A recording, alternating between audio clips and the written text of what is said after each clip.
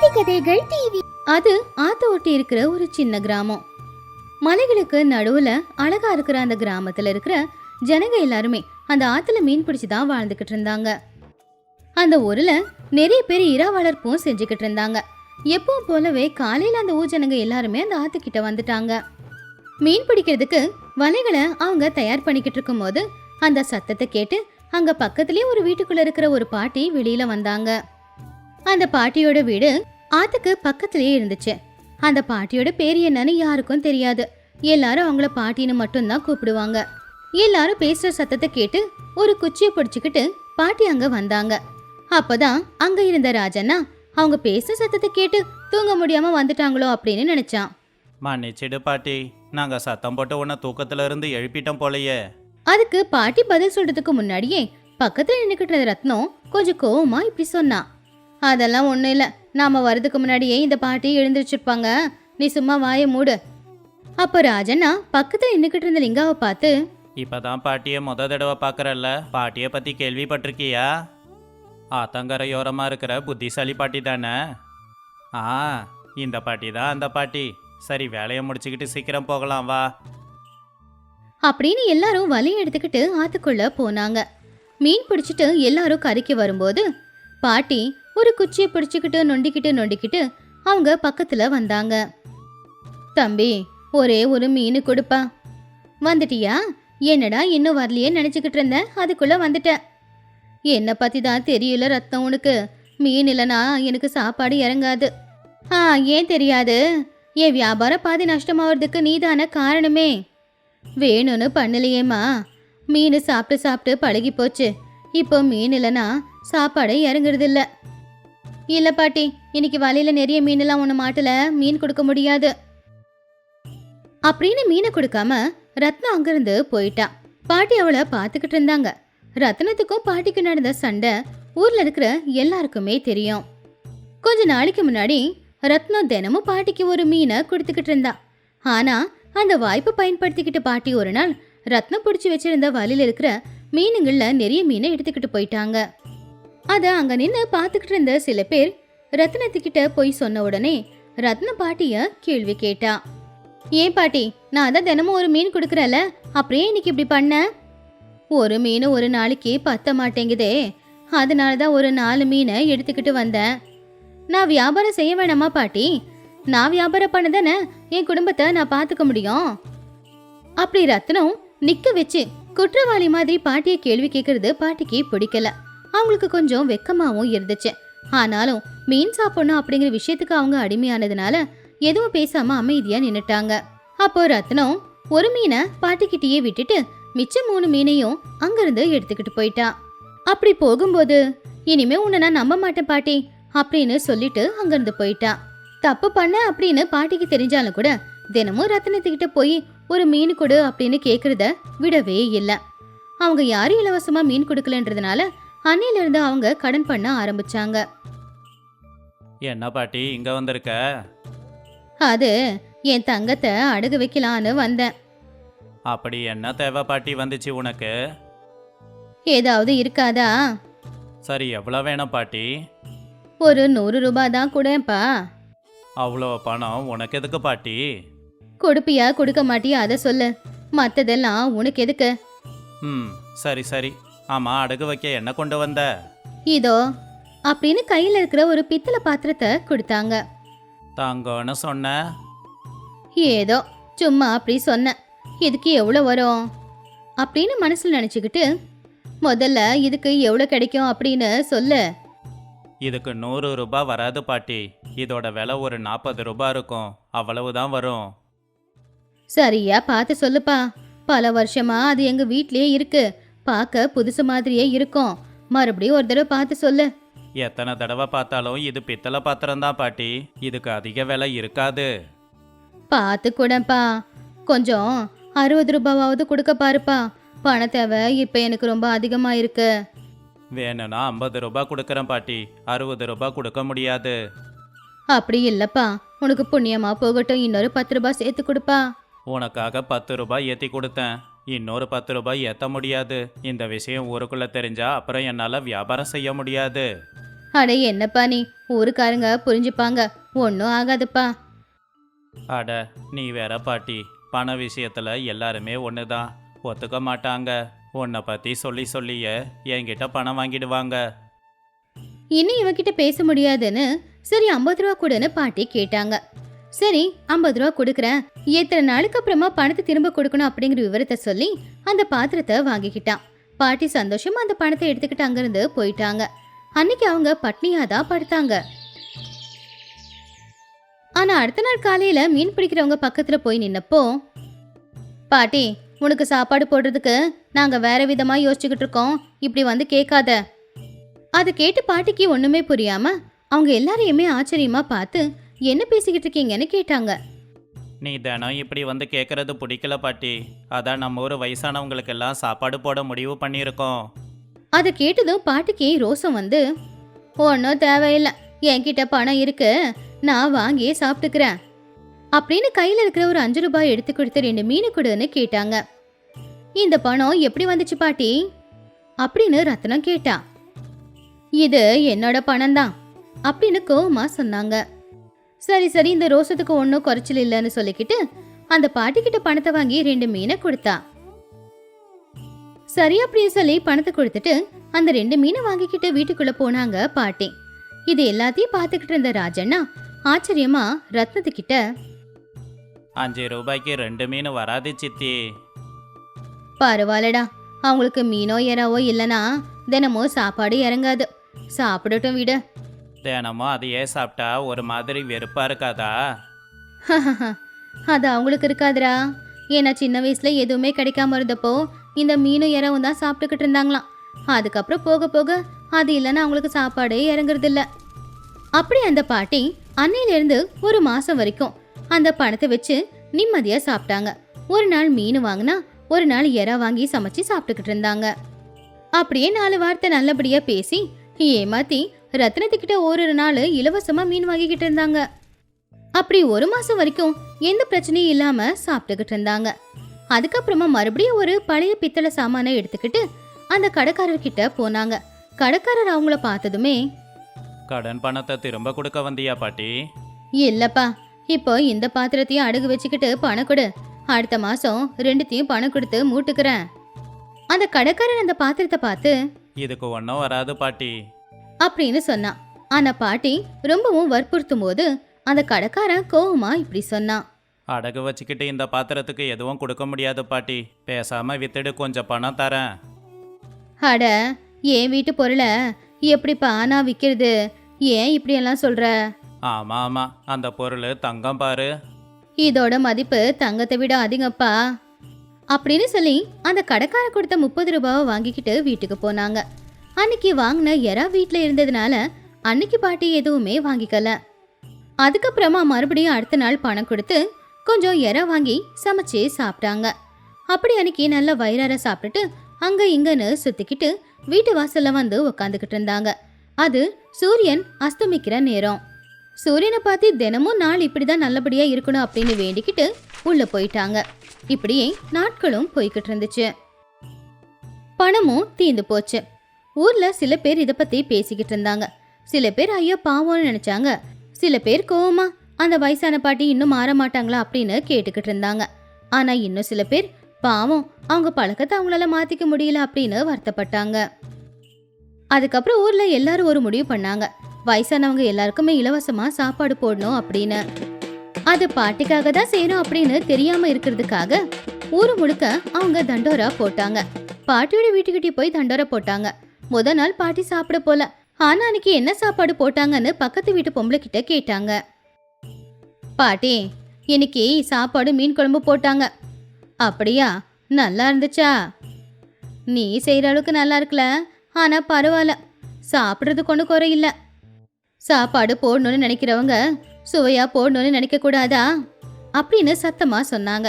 அப்போ அங்கே நின்று அது எல்லாத்தையும் கேட்டுக்கிட்டு இருந்த ரத்னம் அவங்க பக்கத்துல போய், என்ன ஏதோ சொல்லிக்கிட்டு இருக்க போல, இன்னைக்கு நீங்க போட்ட மீன் குழம்பு அவ்வளோ ஒன்றும் நல்லா இல்லையாமா, நல்லா பண்ணணும்ல அப்படின்னு சொல்லிக்கிட்டு இருந்தேன். உன்ன மாதிரி எங்களால் சமைக்க முடியாது பாட்டி, சாப்பிட நல்லதா இருந்துச்சு அப்படின்னு நிறைய பேர் சொன்னாங்க. அதை விட வேற என்ன வேணும்? எல்லாரும் திருப்தியா சாப்பிட்டு போகணும், அது முக்கியம் இல்ல? அப்ப நீ ஒரு தடவை சமைச்சு காட்டு, எப்படி சமைக்கணும்னு கத்துக்கிறோம். அப்ப அதை கேட்டு பாட்டி கொஞ்ச நேரம் யோசிச்சுட்டு, நான் அங்க சமைக்கிறதுல எனக்கு என்ன கிடைக்க போகுது அப்படின்னு கேட்டப்போ, பணம் கொடுக்க முடியாது, சாப்பிட்டுட்டு போ. ஆ, எனக்கும் இலவசமா எதுவும் வேணாம். இங்க இலவசமா யாரும் எதுவும் கொடுக்கல, நீயே சமைச்சு கொடுத்துட்டு சாப்பிட்டு போன்னு தான் சொல்றேன். சரி சரி, இந்த வியாபார விஷயம்லாம் உனக்கு நல்லா தெரியுமே, எல்லாம் உன்கிட்ட இருந்து கத்துக்கிட்டது தான் பாட்டி அப்படின்னு கிண்டல் பண்ணான். அதுக்கப்புறம் அங்கிருந்து போகும்போது, காலையில 10 மணிக்கு வந்து வேலையை ஆரம்பிச்சுடணும் பாட்டி, ரொம்ப நேரமாக்கிடாத அப்படின்னு சொன்னான். பாட்டியும் போலாம் அப்படின்னு முடிவு பண்ணாங்க. அன்னில இருந்து பாட்டிக்கு மீனோ எறாவோ சாப்பிடுறதுல எந்த ஒரு குறையும் இருக்கல.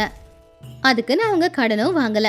அந்த கடைக்காரரும் ஏதோ ஒரு காரணத்தை சொல்லி அந்த 2 பாத்திரத்தையும் கொண்டு வந்து கொடுத்துட்டாரு. பாட்டி வேண்டான்னு சொன்னாலும் அதை கொடுத்துட்டு போயிட்டாரு.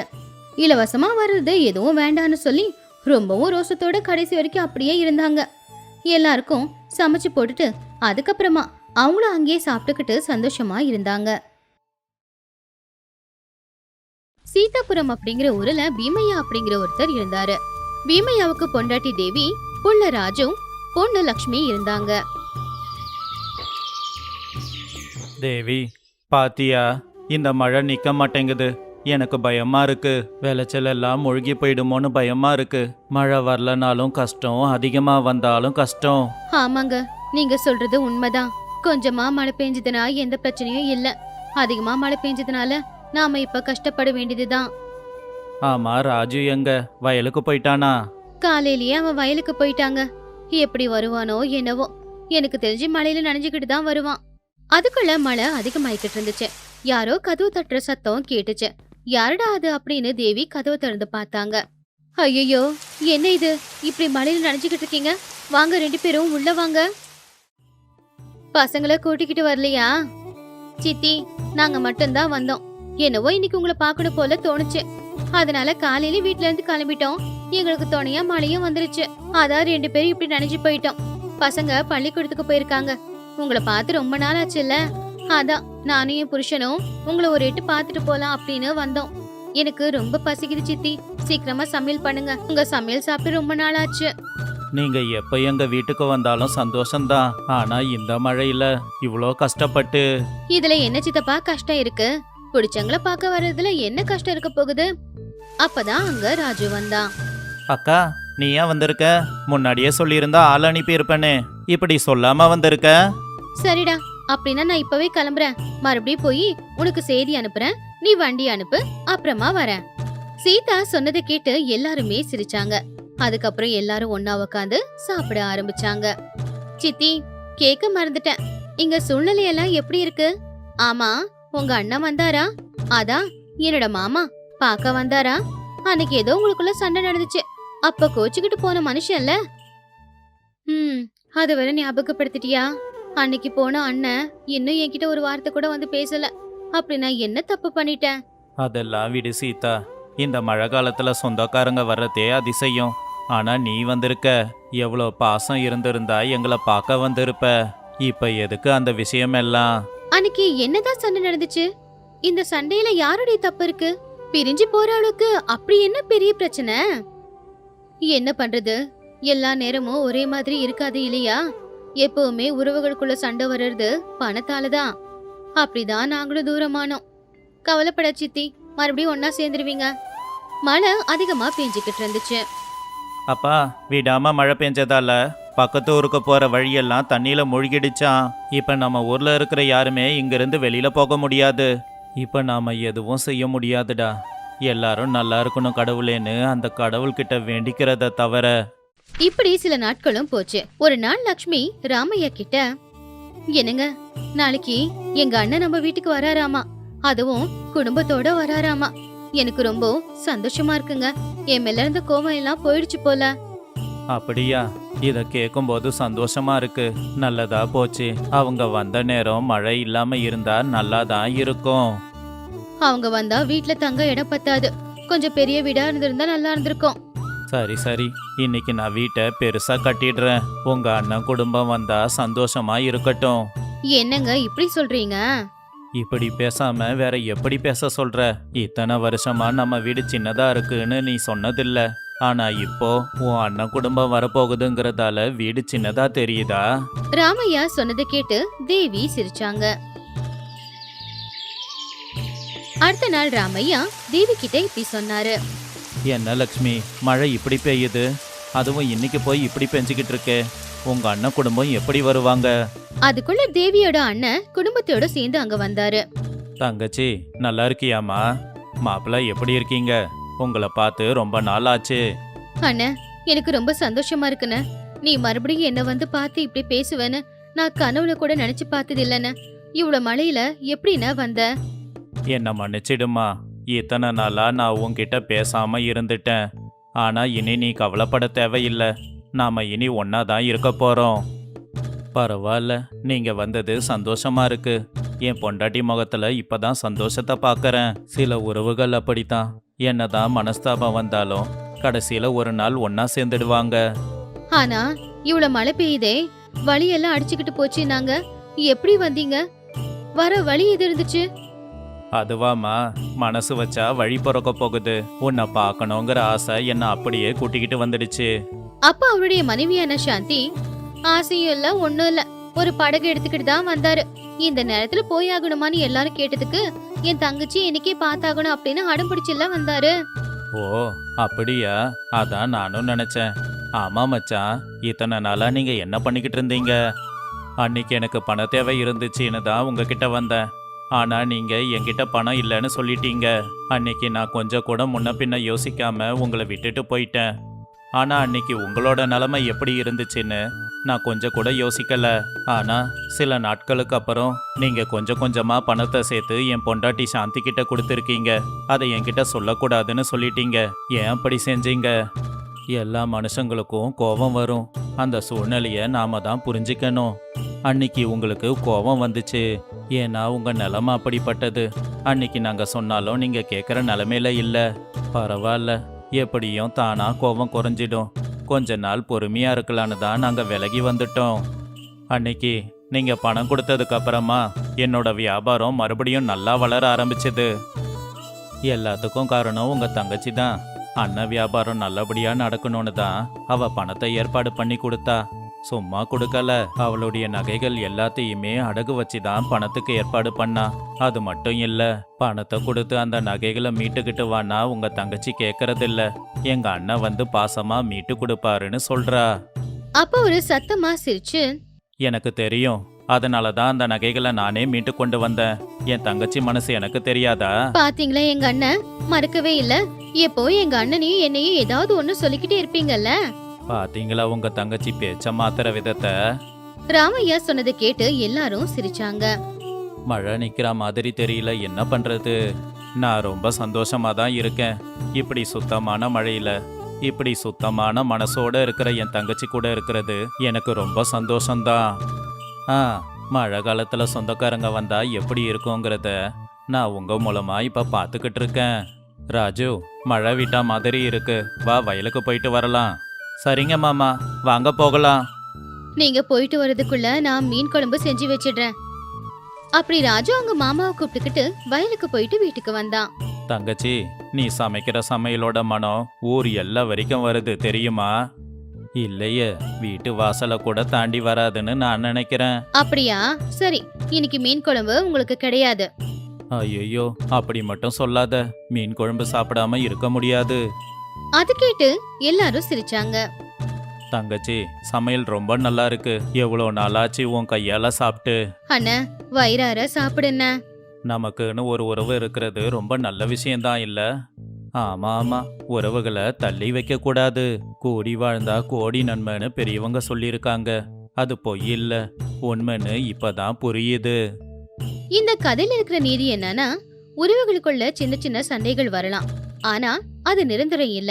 எப்படி மழை வரும் நின்னு போகுமோ அதே மாதிரி இந்த பிரச்சனைகளை எல்லாமே ஒரு நாள் போயிடும். ராமபுரம் அப்படிங்கிற ஊர்ல சுப்பம்மா அப்படிங்கிற ஒரு வயசான பாட்டி இருந்தாங்க. சுப்பம்மா பாட்டியோட வயசு 80 தாண்டி இருந்துச்சு.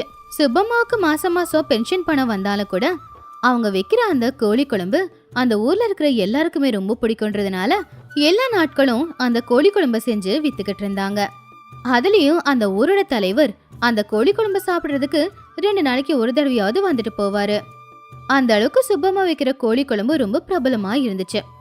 ஒரு நாள் எப்பவும் போலவே அன்னைக்கு கூட சுப்பம்மா பாட்டி ஊருக்கு நடுவுல ஆட்கள் எல்லாரும் சேர்ந்து அவங்களுக்காக கொடுத்த ஒரு இடத்துக்கு கோழி குழம்ப கொண்டு போனாங்க.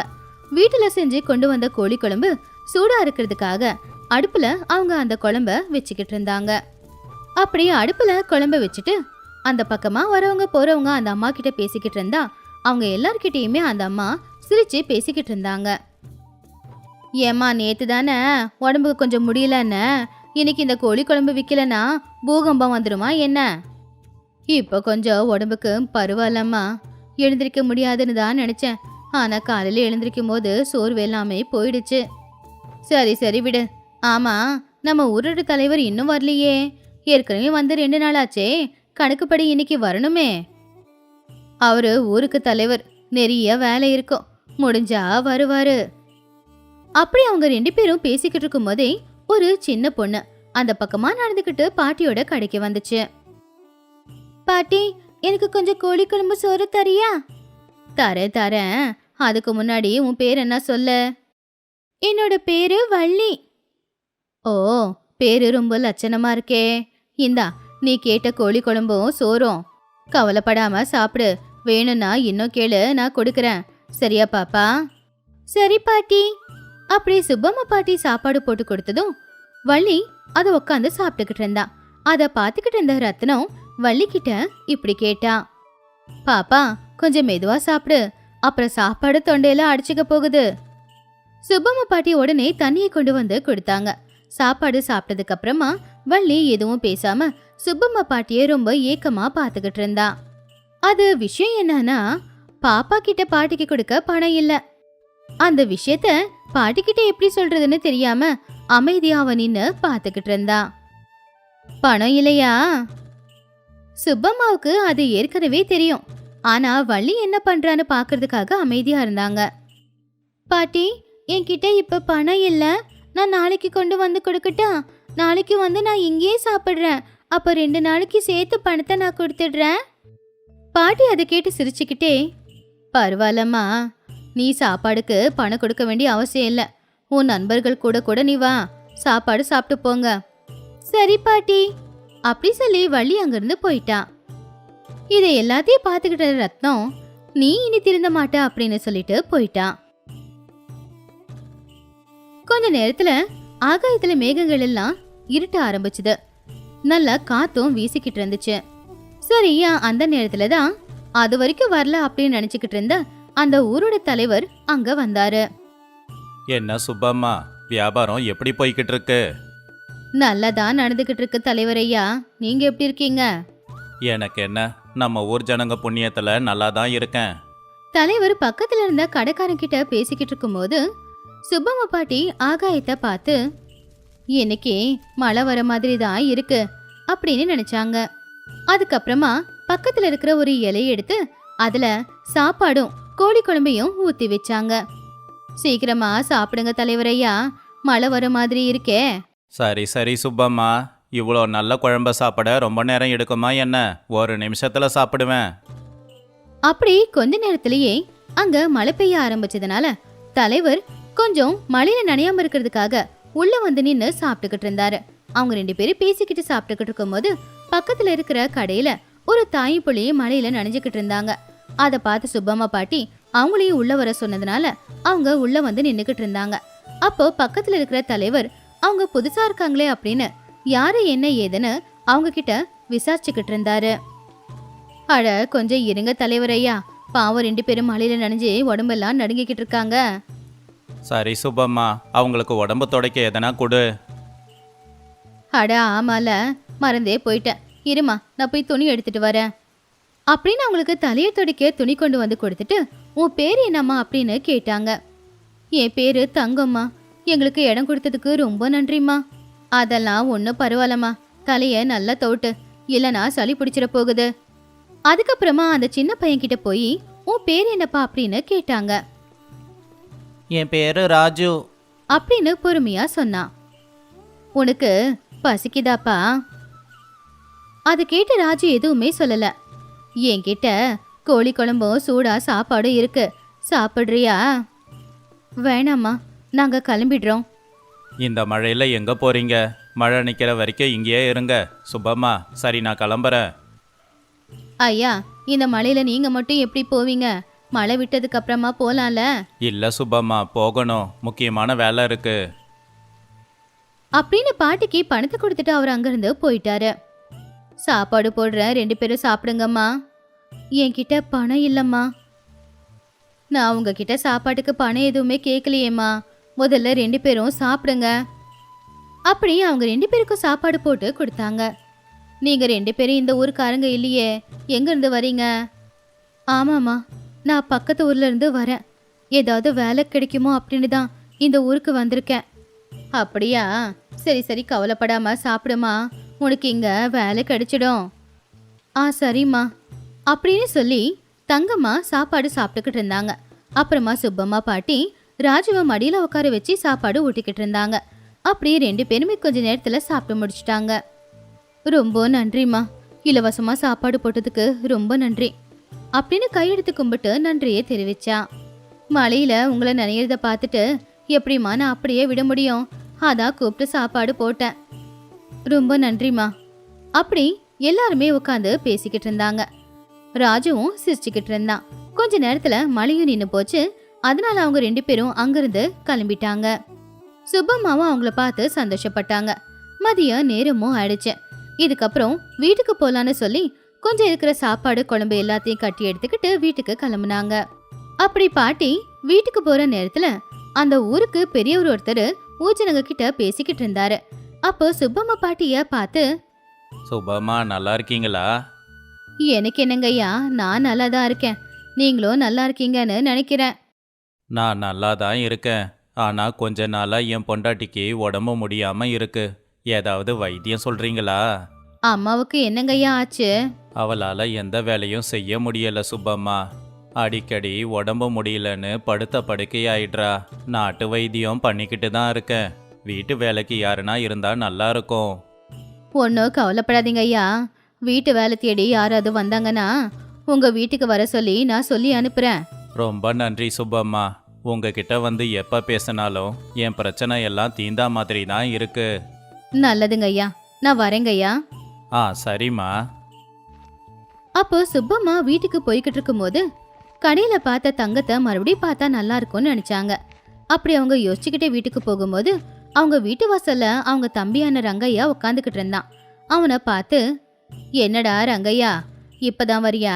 இன்னைக்கு வேலை ரொம்ப அதிகம்க்கா. சரி வீட்டுக்கு போலான்னு தான் போய்கிட்டு இருந்தேன். அப்படியே உன்னை பார்த்துட்டு போலான்னு தான் உட்காந்துக்கிட்டு இருக்கேன். அப்படியா? சரி, ஏதாவது சாப்பிட்டியா? சாப்பிட நேரமே இல்லக்கா. இன்னைக்கு வயல்ல நிறைய வேலை, இப்பதான் முடிச்சிட்டு வரேன். சரி பரவாயில்ல விடு. இன்னைக்கு மிச்சமான கோழி குழம்பு சாப்பாடு இருக்கு, அதை கொடுக்கறேன், நீ சாப்பிடு. அப்படி கை கால் முகத்தை கழுவிக்கிட்டு வீட்டு கதவை திறந்தாங்க. இப்படி உள்ள வந்து உக்காருடா, சாப்பாடு போடுறேன். சரிக்கா. ஆமா, இன்னைக்கு என்னக்கா விசேஷம்? அப்படி ரங்கையா கேட்டப்போ ரங்கையாவுக்கு இலையில சாப்பாடு கோழி குழம்பு ஊத்தி கொடுத்துட்டு சாப்பிடவும் சொல்லிட்டு, வேற என்னடா விசேஷம், எப்பவும் போலவே இன்னைக்கு ரத்னம் கொஞ்ச நேரம் வந்து உட்காந்து பேசிக்கிட்டு இருந்தா. நீ மாறமாட்ட அப்படின்னு ரத்தனம் சொல்லலையா? அதை கேட்டு சுப்பம்மா சிரிச்சுக்கிட்டே, ஏன் சொல்லல, தினமும் அத அவளுக்கு சொல்லனா தூக்கம் வராதே. நம்ம ஊருக்கு புதுசா தாயும் மகனும் வந்திருக்காங்கடா. ரங்கையா ஒரு பக்கம் சாப்பிட்டுக்கிட்டு ஒரு பக்கம் கதைய கேட்டுக்கிட்டு இருந்தான். சாப்பிட்டுக்கிட்டே இன்னும் கொஞ்சம் குழம்பு ஊத்துக்கா அப்படின்னு அக்கா கிட்ட கேட்டான். பாட்டி கொஞ்சம் குழம்பு ஊத்திட்டு தலைவர்கிட்ட பேசிக்கிட்டு இருக்கும்போது அவங்க 2 பேரும் மழையில நனைஞ்சுக்கிட்டு இருந்தாங்க. நான் தான் அவங்கள உள்ள கூப்பிட்டேன். அந்த பையனுக்கு 4 வயசு இருக்கும், பார்க்க ரொம்ப அழகா இருந்தான். அப்படியா? இந்த ஊர்ல யாரை பார்க்க வந்தாங்களா? ஏதாவது வேலை கிடைக்கும்னு தேடிக்கிட்டு நம்ம ஊருக்கு வந்திருக்காங்க. நான் வீட்டுக்கு வர வழியில பெரியய்யாவை பார்த்தேன். வீட்டு வேலைக்கு யாராவது இருந்தா சொல்லுங்கம்மா அப்படின்னு சொன்னாரு. அவருடைய பொண்டாட்டிக்கு கொஞ்சம் உடம்புக்கு முடியலையாமா. அதான் அந்த பொண்ணை மறுபடியும் பார்த்தா அங்க வேலையில சேர்த்து விடலான்னு இருக்கேன். ஓஹோ, சரி. அப்ப இன்னைக்கு வியாபாரம் எப்படி போச்சு? வியாபாரம் நல்லபடியா நடந்துச்சுடா. நான் சந்தோஷமாவும் இருந்தேன். ஏன் இருக்காது, உன்னை சுத்தி எல்லாரையும் சந்தோஷமா வச்சுக்கிறியே. சரி, இன்னும் சாப்பாடு போடவா? ஏன் இன்னும் என் தொப்பை பெருசாகணுமா உனக்கு? அதெல்லாம் வேண்டாம். அதுக்கப்புறமா சுப்பம்மா சிரிச்சுக்கிட்டு அவங்களும் தட்டுல சாப்பாடு போட்டு சாப்பிட்டுக்கிட்டு இருந்தாங்க. 2 பேரும் பேசிக்கிட்டே சிரிச்சுக்கிட்டே சாப்பாடு சாப்பிட்டு முடிச்சாங்க. ரங்கைய சாப்பிட்டு முடிச்சிட்டு கிளம்புறேன் அப்படின்னு சொன்னப்போ, ஒரு நிமிஷம் இருடான்னு சொல்லி வீட்டுக்குள்ள போய் சாப்பிட்றதுக்கு இருக்கிற மாம்பழங்களை ஒரு பையில போட்டு கொடுத்தாங்க. ரங்கையா வேண்டான்னு சொன்னாலும் அவன் கையில வச்சுட்டு இப்படி சொன்னாங்க. இந்த வெயில் காலத்துல தாண்டா இந்த மாம்பழம் கிடைக்கும். இப்ப சாப்பிடாம எப்ப சாப்பிட போற? போ, கிளம்பு கிளம்பு. சரிக்கா, நான் கிளம்புறேன். இந்த கதையில இருக்கிற நீதி என்னன்னா, இந்த கதையில வர சுப்பம்மா பாட்டி எப்படி அவங்கள சுத்தி இருக்கிற எல்லாரையுமே சந்தோஷமா வச்சுக்கிட்டு அவங்களும் சந்தோஷமா இருக்காங்களோ, நாமளும் அதே மாதிரி தான் இருக்கணும்.